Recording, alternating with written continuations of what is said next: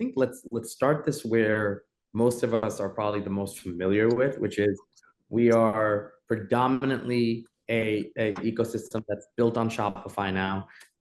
It's what we know as our bread and butter, especially ObV2. We're built on Shopify, and we focus so much on making sure our store, our website, is always operating at its most optimal state. And sometimes we have blinders on to where diversifying feels almost like criminal to take any time off of spending on building your Shopify experience. But I'd love to hear your perspective on that. What are the pros and cons of moving attention off of Shopify and onto other platforms? And why is it necessary? So if you want to give it your perspective, and would love to hear that. Yeah, so I think my perspective on it is I think when you're building a brand, it's really, really important to find that one channel that you really build your business around, and you build your customer base, you develop your products around, you build your revenue. And I think when you're in that building phase, it's really important to just focus on that channel.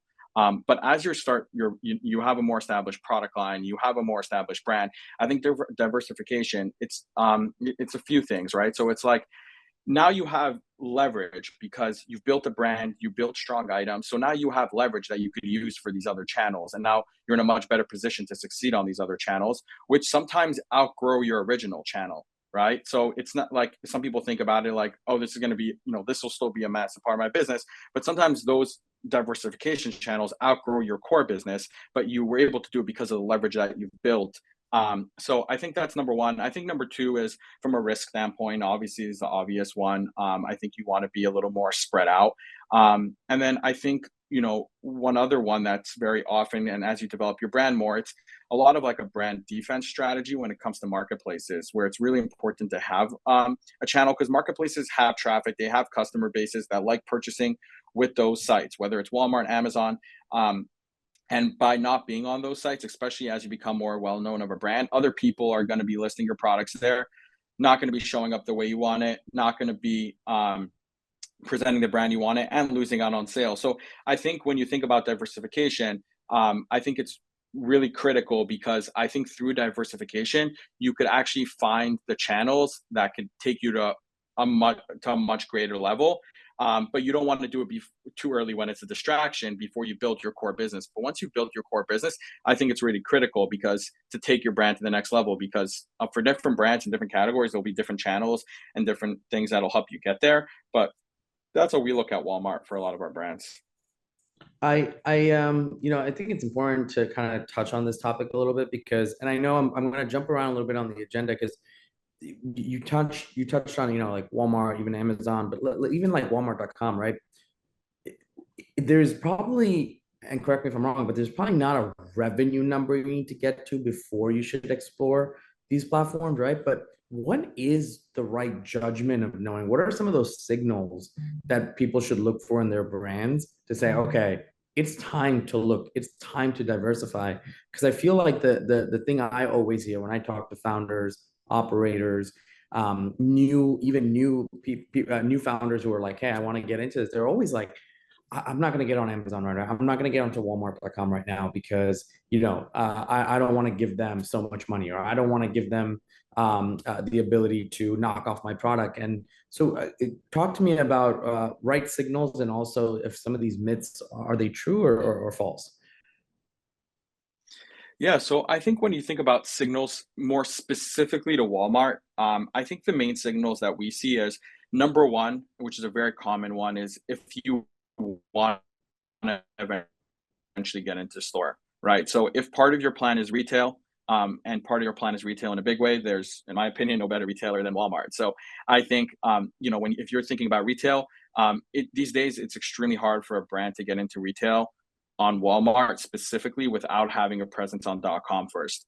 It's kind of like an expectation where if you come to them, unless you're a very viral brand and there's there's a ton of demand behind your brand, usually they're going to tell you start on marketplace, prove your demand, and people kind of take it the wrong way where they think they need to reach like crazy sales numbers on Walmart.com for Walmart to consider them for stores, and it's really not about that. It's really about Walmart seeing that there's the customers resonate on Walmart.com.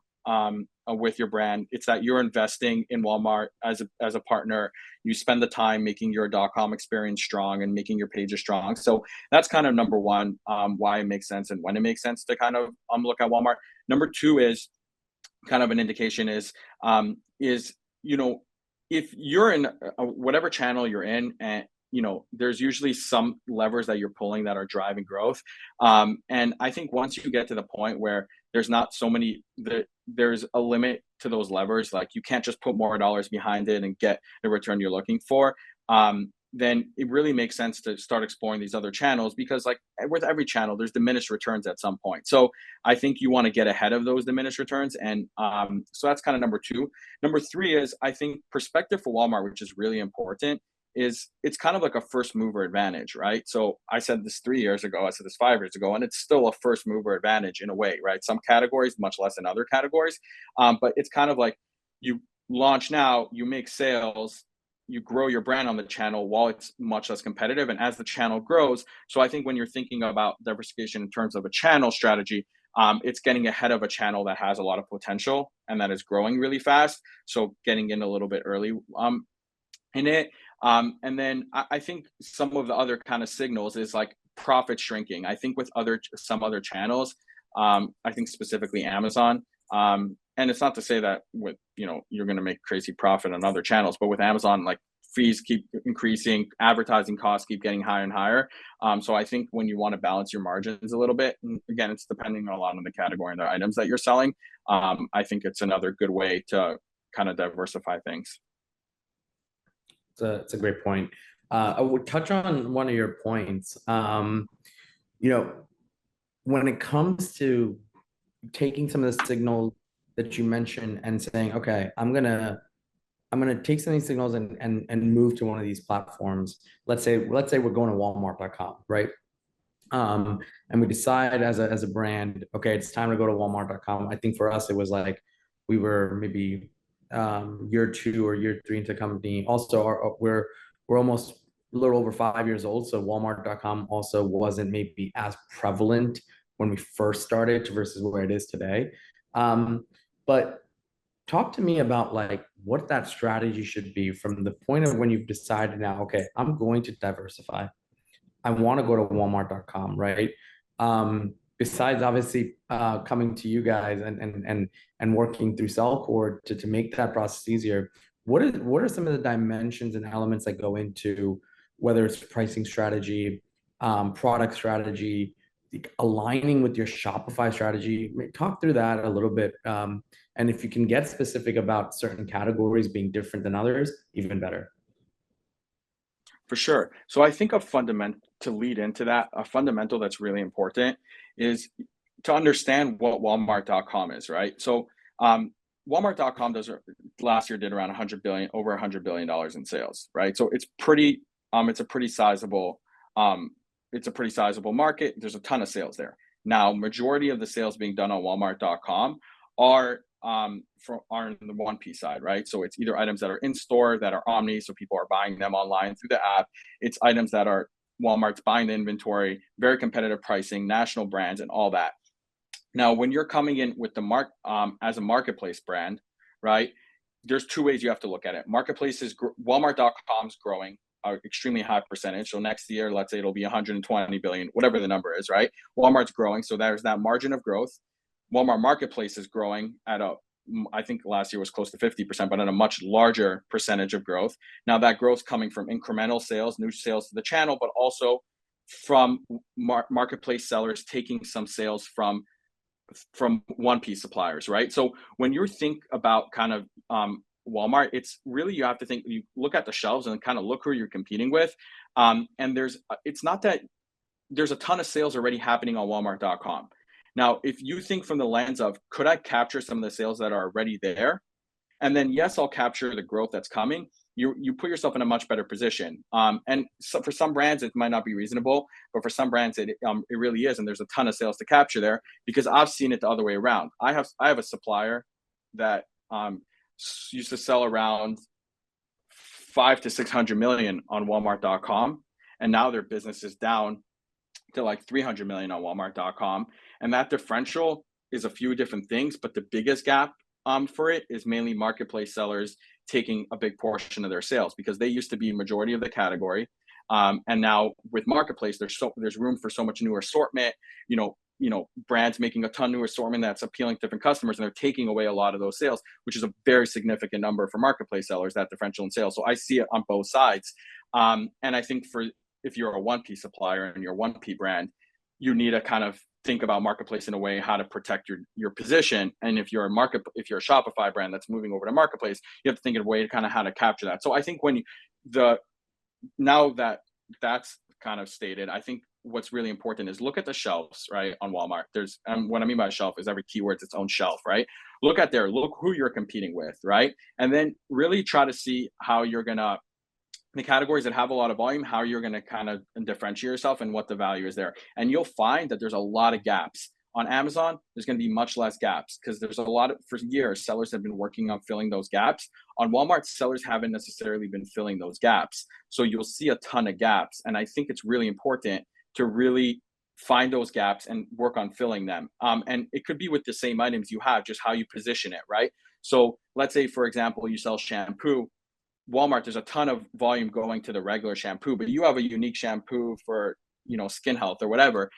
You just have to make sure you call that out really well. So the people who are been buying the same shampoo forever, now there's so many of those people, they trust Walmart. They now discovered your brand because you're there. So I think when you really think about positioning, and then you want to do the tactical things that put you in that position. What you have to realize is most of the rest of the brands on Walmart are not thinking tactically. They're not thinking how to structure their catalog so it ranks really well.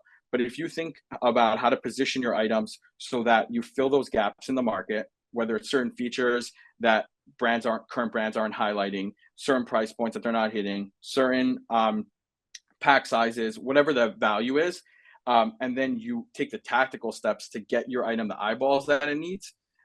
We've seen a ton of brands get really successful because there's millions of people looking for shampoo. And now they're discovering your brand that's filling a certain gap, and it's a really good customer acquisition method. But you just have to make sure that you take those tactical steps because most of the other brands aren't taking the tactical steps. They're not optimizing their listings for Walmart. They're not running advertising strategies that are specific for Walmart. They don't have promotional strategies that are specific for Walmart. So you really want to get yourself to understand, and there's some great guides Walmart has that we have on our site of like how to really dive in to optimize your catalog specifically for Walmart. And then once your catalog's optimized specifically for Walmart, what you do to grow it from there. So I know it's a lot of information, but I think when you think of it in those phases, you could really fill a lot of gaps. No, that was an incredible explanation. And I think the part that is, I think the part that is tough for some brands to understand, I'll be honest, I think we went through this a little bit, is like when we got set up on Amazon, we found it to be slightly overwhelming because our team for like our entire business is about 8 to 9 people. And when it came to like setting up Amazon, every agency we met, everyone we kind of talked to for again, this was 4 years ago, it was like, hey, you're gonna need to do this, and this. We're gonna have a team of 5 to 6 people helping you. You're gonna be doing, you have to make sure this is good, this is good, this is good. And I think those things felt overwhelming because you're like, wait, I can barely sometimes get to what I need to do for my website, right? And now I got to go and do it for some of the largest retailers in the world. You touched on it a lot about like what people aren't doing or what people don't get around to doing, which is certain amounts of just like optimizations and finding efficiencies even with your listing and your approach. Can you maybe touch on a little bit around like some specifics? Like let's talk about some of the companies or brands that maybe are on Walmart.com, right? I know, I think you had mentioned one of the algorithmic pieces that are important for Walmart.com is conversion rate on their listing page, I believe. Can you touch a little bit on like what are some of those tips and tricks that people who aren't working with Sellcord today can go and implement, and just to show a little bit about what are some ways to navigate optimizations. For sure, yeah. So I think there's like fundamentals on Walmart from a algorithm standpoint that's really important to understand, where there's a few levels of how they choose where an item shows. So very high level, every item is associated to a product type that's chosen automatically. That product type has a list of search terms that are associated to that product type. And then there's two main factors that'll impact your rank. Number one, your listing quality score, which is so much say a gamified system of what Walmart wants you, how long your title is, how long your description is, how much of the back end fields you fill out, right? So that's kind of number one. But the second portion is conversion rate. On Amazon, a lot of where you're ranked is based on sales volume, right? So if you have strong sales volume, your listings show higher. On Walmart, it much more heavily favors conversion rate. So they want to know when, for a specific item, if you have a high conversion rate, you'll see your item rank much quicker, scale much quicker, and all that. And now conversion rate is broken up into a few different elements: impressions to clicks, click to add to cart, and add to cart to the sale. The biggest weight goes on the add to cart to this on the when somebody views it to the add to cart, but there's also weight on the add to cart to the sale, and there's impression to click. So if you break down those three things and you think about what do I do from the impression to the click, and this is something that I think Shopify native brands are really good at doing, where some other national brands and even Amazon brands are not as strong in, as opposed, because I think just from within, when you're focusing on paid media and stuff like that, like those elements are so important. But when you kind of transfer that over to a marketplace like Walmart, you're really putting yourself ahead of the competition in a big way, because they're really not as focused on that. And that's what really impacts rank. And when you have a new listing, you have very low traffic. So if your initial traffic you're sending to your item is converting, you'll see your rank boost up really quick. So I think that's kind of really a really important element to it. And then kind of the other kind of, it's not really a tactic, but the other thing that I'll say is really important is that Walmart has a human element to it, meaning every category has somebody involved in it. There's a category manager on the marketplace side, on the 1P side. They're very involved. And if you start showing traction with your item, they'll lean in with you and they'll give it more visibility. They'll put it in other events. We have our items get into Walmart TV commercials. We submit them to PR things, all these things that don't cost. Walmart submits them to influencer campaigns and all these things. It's kind of like it's very much run like how Walmart's always been a partnership. So if you do your part, they'll do a lot of their part, and lean in with you on it. That's amazing. I think the one piece that I want to go deeper into, because we have some of our watchers who are already on Walmart, so getting a little bit deeper into some things that they can do. Maybe let's talk a little bit more on the side of advertising and sponsored media. How when you look at that world, on what it is on Amazon versus what it is on Walmart.com, and obviously what it is against Meta, et cetera. What is your recommendation there around how to approach that? Are there certain things you need to be doing right out of the gate, such as on Amazon? I know the general suggestion has typically been make sure you're setting up your brand protection, make sure you're setting up certain campaigns that will at least make sure you're playing certain amount of defense.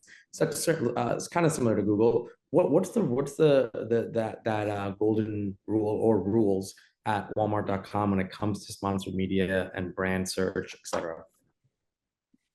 For sure. So I would say a few high level things and a few more tactical things. So number one, it's obviously critical to have a proper kind of strategy for it. There's a few different elements to it. So during launch phase, cold start, what we call, where it's really hard to get a new item really ranked and kind of off the start, it's really important how you structure those initial campaigns and those initial advertising, right? Because if you just spread out some wide campaigns, you could be hurting yourself because your conversion rate could be low, and then it could actually impact your rank for the negative. So you want to get very targeted with that. There's something on Walmart, you could put really high bids, you could put all things, and you might not be getting traction behind your ads, and it's tied to something called ad relevancy.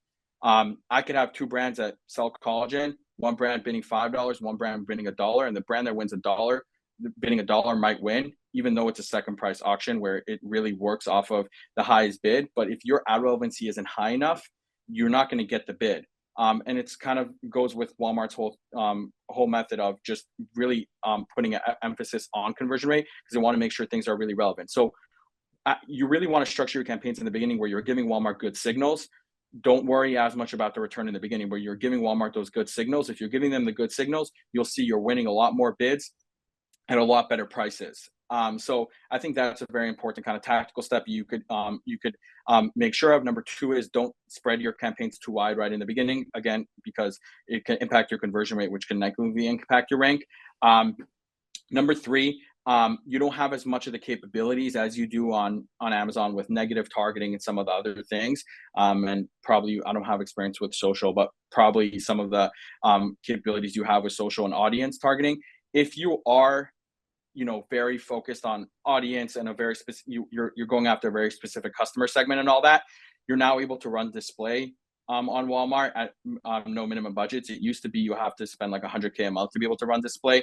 Now you can run on-site display with Walmart at minimum budget. So you could run $1,000 test if you would like, and you could actually get pretty into the targeting. It doesn't have all the targeting you would necessarily have, but it has a lot of audience targeting and things like that. So if you care a lot more about the customer and what the customers you're trying to acquire, there is those options. So I'll definitely say you could lean into that. And then I would say is another thing that's just touches on one of the earlier points we mentioned is people don't understand how much volume is done in the consumable space on Walmart through the app, right? So like there is an insane amount of traction done on people buying, for example, the regular brands of like shampoo, vitamin C, all those product pages. Like they're still willing to explore other brands, and you could get on those product pages. So you just have to really think about your competitors that you really align well with. And there's a lot of opportunity to acquire customers from your competitors there with just all, and if you're using Walmart, obviously you're going to be competing against faster shipping because those are items that are in store, but you'll be surprised how intrigued people are seeing new brands on the app and all that. And that's a unique element that so many shoppers that shop in store at Walmart actually use the app for pickup and delivery or ship from store. So that's another kind of thing to keep in mind. Right. We'll appreciate that. I'm going to put you on the spot to see if you're open to this, or maybe we could do it after the webinar as a follow-up. But let me know. There's we have one of our attendees has a brand on Walmart.com. What's your thoughts on pulling up their listing and just checking it out and seeing if there could be certain things that you believe could be improved? If not, we can also do it after the webinar. We can, Leonard, we can send it over to you as just as a review. But let me know what you're thinking, Michael, and we can kind of just check it out and see maybe it is where it needs to be. For sure, yeah. So let's do it on the call. I after the call I could do a more deeper analysis, but let's do a quicker one on the call. I'm down for that. Do it. Guys, can you see my screen? Yep. Cool. So I'm gonna give some high level stuff, and then we could jump into a little more detail after. So number one, titles on Walmart need to be much shorter. It depends on the category. General rule of thumb is it's around 75 characters. This is more like an Amazon title.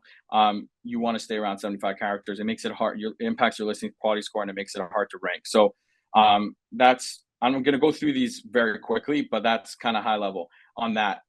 Number two, and because you have a very short amount of space in your title, you're going to want to really make sure you're focusing on the right keywords. There's something called the search trend report from Walmart, which actually gives you the details of all the top 300,000 keywords on Walmart and who's converting, who the number 1, 2, and 3 top converting slots for each of those keywords. So you could look at that data and you could see for which keyword, how you compare it against the competition. And if your value and your cost and pricing and all that's aligned to that item, that taking a lot of the conversion for, let's say it's the kitchen knife keyword, and you happen to know this category really well. We manage KitchenAid and Farberware and Mikasa, so it's a lot of the brands that kind of play in this category. So you'll see who the top ones are, and then you'll see what you need to do compare against that. Again, 7 ratings, obviously very low. There is a lot of tactics you could do for reviews, much easier you could do on Walmart. if you have a website that has reviews, you could actually syndicate all your reviews for free. After the webinar, I could send a link where you could do that, but you could actually syndicate all your reviews to Walmart for free. There's also pay providers you could do. There's also sampling programs that are specific for Walmart that are pretty affordable. So that's another quick note. Third quick note on pricing, you're going to want to show when possible an override on your pricing. So you'll see a lot of items have the pricing in green with the strike through. If you put your retail a little bit higher and then you're able to bring it down, you play a little bit of a high-low strategy. It improves your conversion rates a lot, and there's a lot you could do there. It also enables you to participate in promotions with Walmart, as opposed to not being able to participate in some promotions and things like that. This happens to be an item that like stands out and looks pretty cool. So I think there's a lot of ways how to properly positioning it. As you go a little bit more down, you kind of see all those variations. It's a little bit hard to tell from the swatches what it is. I would never put that many variations on one listing.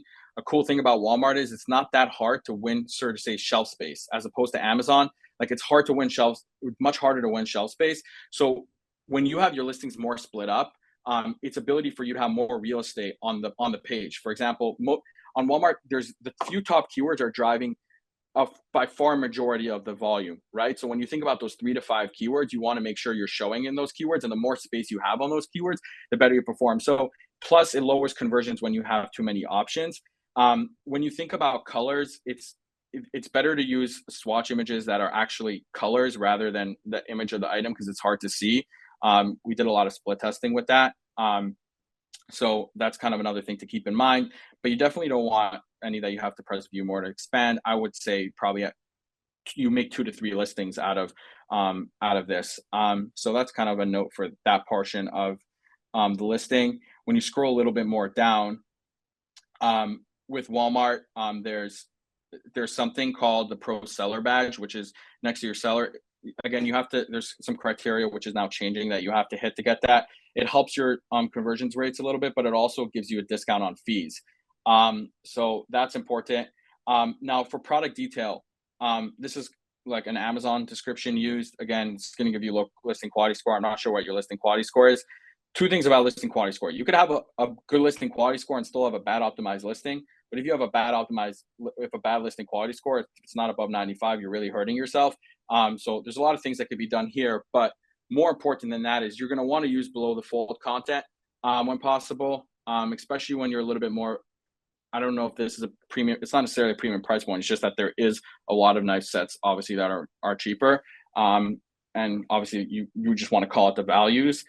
So below the fold content, similar to you have it on Amazon, you could actually host it on Walmart. You just have to use a provider. We host content. There's a lot of other providers that host below the fold content as well, but you could actually have an enhanced description that you could call out more of your product features and improve your conversion rates further. So that's another kind of area. There's a lot of things you could do with that. There's also a comparison chart you could add through enhanced content, which you could actually link to some of your other items in your assortment. So that's kind of another one. There's more tips and things, but that's just some high level information. That was, guys, that was not scripted. That was not planned. I just put Michael on the spot. First of all, I'm blown away because that was insane. But just the level of knowledge you have. Within, I was like within 2 minutes, you just literally showed tactics that can be improved. And again, Leonard, it's not like you did a great job or a bad job with your thing. Everything is always can be optimized better. And I think this is where, like, I always say, like, find really good people and teams that will get you to where you need to be faster, because you end up paying for it in some way or the other, right? It's like either time loses potential revenue, which is almost equates to the same sometimes of just paying experts to do it. So I'm curious, like a lot of what you just went over, Michael, like the Sellcord, let's jump a little bit into that. Sellcord taking care of that from A to Z. How are you guys working with brands? Because that level of knowledge was just incredible. For sure, yeah. So we have a wide range of how we work with brands. We're all about being a good partner for brands. So sometimes that means that they have limited budgets and they only need a very small level of service. They only want to use like hosting, for example, for the below the fold content, which costs like $10 a month, right? Sometimes they want full management and they want us to be a full team that's assigned to kind of manage their account. When we work on bigger brands, sometimes they have internal teams that are handling certain parts and they want us to kind of fill the gaps. So it's really a wide range. In general, most people don't want to have to deal with the Walmart and the day to day of it. So we're usually an extension of their team where they pay a retainer and we fully handle it for them. But we're also more than happy to like we we want to grow the space, so like we're more than happy. We try to put out helpful content resources. I try to help. We're in the space wherever we can. I see somebody has a question here. How can we get the top keywords report? I follow up after. I could share that. It's not like a publicly available kind of chart. You need to pull it through API, but there's some good data and some good information. If you have the time to spend on it, I suggest there's a lot of free resources to kind of look and spend time and to really learn about the channel and spend time on it. Even if you're going to then use a provider, you can be more informed. But if you don't have the time to spend on it, which I think most brands don't, we plug into brands and as an extension of their team, and they could kind of know it's like two things. They don't have to deal with the day to day of the channel, but then they also know they have somebody who's at the forefront of the channel when new changes, new strategies, tactics, because we manage for such a wide range of categories and brands on Walmart. And because of our relationship with Walmart and the support we get from them, there's a lot of added advantages when brands work with us that they could unlock for the brands, and it makes sense. That's awesome. And I think the one piece that you said is like that having also the ability to be flexible with what the brand needs is also really important, right? Because I'm sure it's not cookie cutter when it comes to working with Walmart.com and working through the different nuances it offers. So that's really, really impressive. I do want to take some time to touch on a couple of questions that we also got just from, we'd sent an email out for questions that people wanted to bring on the webinar. One of the questions we got was, is there ever a time where you should be on Walmart.com but not on Amazon, or vice versa? I think you should always be. My opinion on marketplaces, you should always be there from like even just a brand protection approach and just capitalizing on some sales that are currently there. Now, where it means to putting focus, I think if you have very general products and you're in pretty general categories, that general merchandise categories, for example, like a knife set and things like those do a ton of volume on Walmart and are very competitive on Amazon to kind of stick out. So like the more general a category is, the less niche it is. And if you're more starting out on one of those channels, I would suggest probably Walmart over Amazon, because it'll be extremely expensive to get started on Amazon, be extremely expensive to rank and get all that done. But on the other hand, on Walmart, it could, if you, as long as you follow the right tactics, it's a lot more attainable. Now, if you have a very niche item, you're not going to get pretty far on Walmart, and on Amazon, it might not be that competitive, and there's still a lot of sales you can make from it. Amazing. That was great. And we just got another question, and everyone who's here, all our attendees, feel free to ask questions away too. We're gonna go back and forth between questions we got from our survey and the questions that you guys will put here in the chat. So feel free to ask anything. There is no such thing as a bad question. Vaibhav just asked, how difficult is it for new product to be placed on Walmart.com? I think actually getting it listed became much easier recently. So it's really not that hard to kind of get it listed and even get it optimized.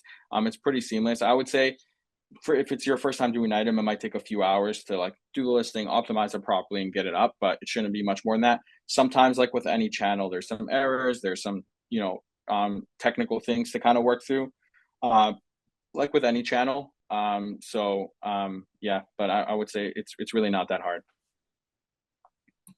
Sense. Iqbal, who I actually know, he comes to our founder dinners, has a brand called Karma Organics, and it's a natural nail polish remover and natural nail polish.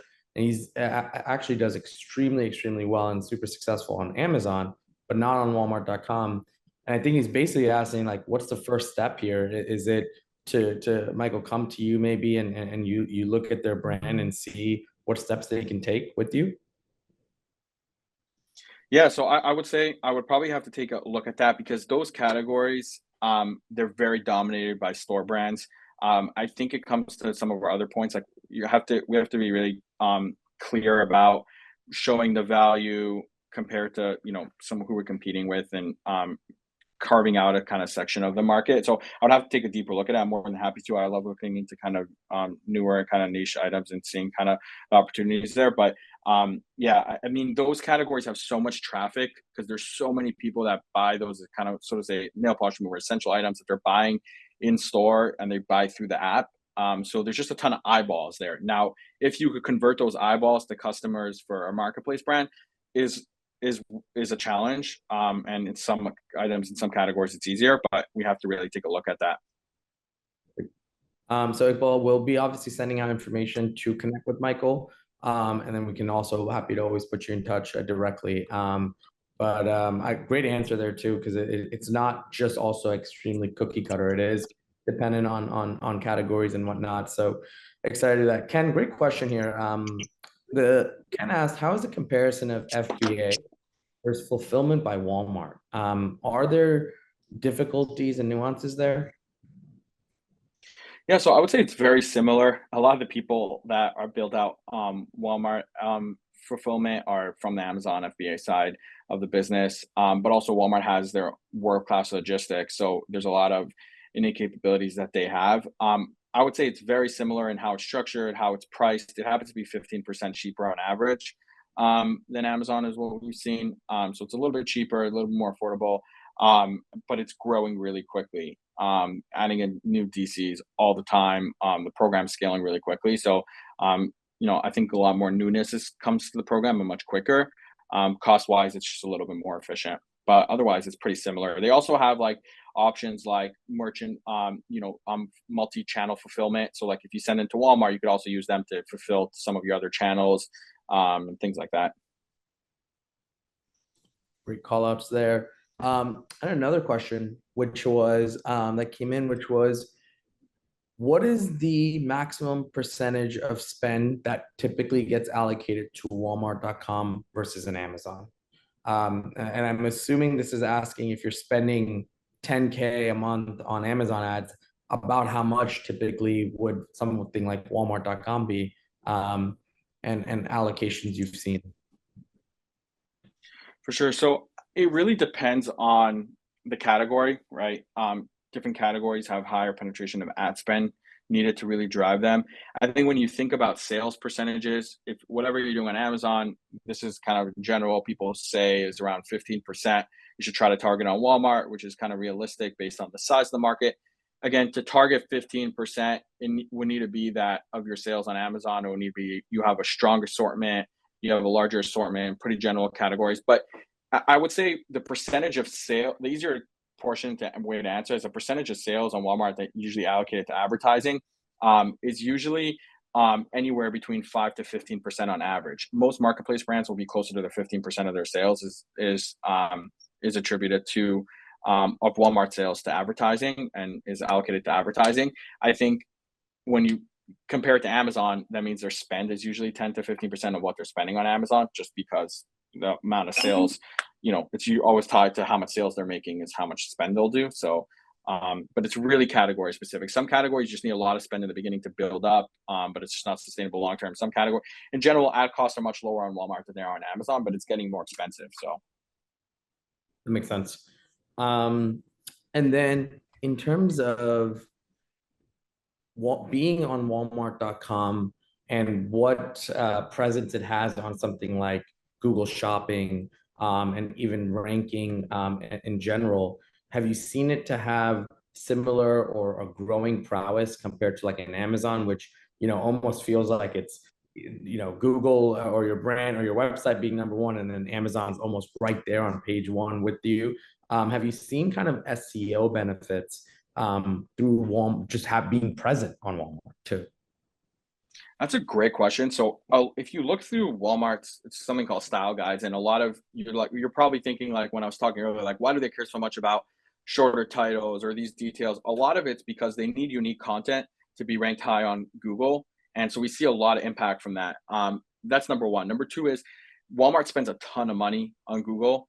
So if you and because there's much less competition, your item is a lot more times chosen for those placements. So if you look on most keywords on Google, like you just search it up and look into Google Shopping, like a ton of those are Walmart ads, and Walmart's paying directly for those ads. Now, Walmart also has a program where you could pay for ads directly, so you're more guaranteed to kind of get some of those spots. There's some other things you could do with Google, but Walmart's spending a ton of money on Google, investing a ton of money in Google, and as well as other channels to drive traffic there. And because there's less competition, it drives. And obviously, Walmart's one of the top domain authority sites. So as soon as your listing's there, it obviously will get ranked pretty well. Makes sense. Michael Hardy just asked for your information for your services. So I think what we'll do, obviously, we'll circulate it. So Hardy, I think you'll be obviously on the email list for the webinar. But Michael, if you want to take a second to just drop information in the chat too, just so everyone has it, because I think people have asked for it. And again, Sure. I think for anybody who is looking to explore this, definitely check out Sellcord. I think today's webinar kind of just showed, one, there are complexities in when it comes to making decisions to go to Walmart.com, but at the same time, the benefits seem to far outweigh it. And then if you're already on Walmart.com, like many of us are, just within minutes, the amount Michael can probably find on what to optimize. I mean, that's dollars sitting on the table. So super important conversations, I think, worthy of having. I think, Michael, as we wrap up here, and guys, any other questions, please drop them in the chat. But as we wrap up here, Michael, if you want to give, one thing we do at Chew on this is at the end of any webinar or podcast, I like to tell people, give us a few things that you want the attendees and any founders, operators to kind of take away and just chew on, something to think about that you covered today. I know you covered a lot, but if there's a few things or two things to chew on, what would those be? For sure. Walmart is the largest retailer in the world. And traditionally, it was pretty hard to get your foot in the door. There's a very attainable way to get your foot in the door now and build that relationship. So there's a lot of different ways and strategies and tactics to go about it. But this is, I think it's a great way to dive deeper into that and to think more about that. Walmart treats companies like a partner. There's a lot you could kind of do on that. So I think that's number one. Number two is people are really not spending as much of the time really thinking through the nuances of the channel. So when you do focus on those nuances, it gives you leverage, it gives you upper hand, and you're really able to stand out with it. So that's just a lot of information out there, and by taking the time to really think through those nuances, you put yourself in a much stronger position. That was great show on that, guys. Well, without I don't see any more questions in the webinar chat, but I know Michael covered a lot. What we're going to do, just so for everyone's knowledge, we're going to package this up, also send it out. So if you guys want to look at some of the material covered, it will be available to you. Number two, Michael at sellcord.co his email is in the chat. The company is called Sellcord. So if you're exploring this or even thinking about Walmart.com and Amazon and how to optimize a lot of what you guys are doing for your brand and exploring and diversifying, because the meta costs are not coming down and websites and landing pages are not getting any easier to build and get conversion. I think what's going to be really, really important is making sure that if you are a brand or you're a product owner, whatever you're doing in the D2C space, I think we're going to have a point in time where it's not going to be, should I be on these platforms? Should I be on Amazon.com? I mean, Amazon or Walmart.com? It's going to be, you have to be, right? And I think as we inch closer to that, just getting ahead is going to be optimal for all of us. So Michael, I can't thank you enough for spending time with us. Leonard just asked, where is Sellcord located? Yeah, so we're based in Los Angeles, but we also have an office in Arkansas, next to Walmart headquarters. One last thing is kind of a little bit of an offer. I think Stephanie, if you're on, you could send in the chat, but we have like a resource guide that you could download. I think it's like Sellcord dash resource, or something along those lines, where we have like content optimization guide where it gives you details on content optimization. And then if you're not on Walmart, we have a link and a promotion with Walmart directly that if you use that link to sign up to a Walmart account, you actually get 100% no fees for the first 90 days, which actually covers holiday period and stuff like that. So, and there is an approval process for Walmart, but if you use that sign up link to Walmart, we can help escalate if your account doesn't get approved, and we can help kind of get it approved. Yeah, that's kind of a quick thing I want to mention. If you don't have an account, it's definitely worth setting up an account, at least, and you don't even have to act on it right away, but definitely worth setting up an account. That's amazing. Well, thank you for that. We'll obviously send this offer over. It's in the chat as well. So if you guys want to grab it now, it's there. But we'll also make sure that you guys get the offer in the email. Michael, thanks again for spending time, sharing incredible insights. And it shows how much there is to do when it comes to Walmart.com. But it's nice to be surrounded by experts. So couldn't thank you enough. And for all of you who stuck around and took in all the resources and advice that Michael had to share, thank you guys all for joining. And Michael, any closing words? Thanks everybody. Thanks for taking the time. And I think it's just in this space, it's so important to keep being educated because there's so much new information. So I appreciate all the content you guys put out also. Absolutely. Thank you all, guys. Alrighty. We will wrap up Awesome. there. Thank you. Take care.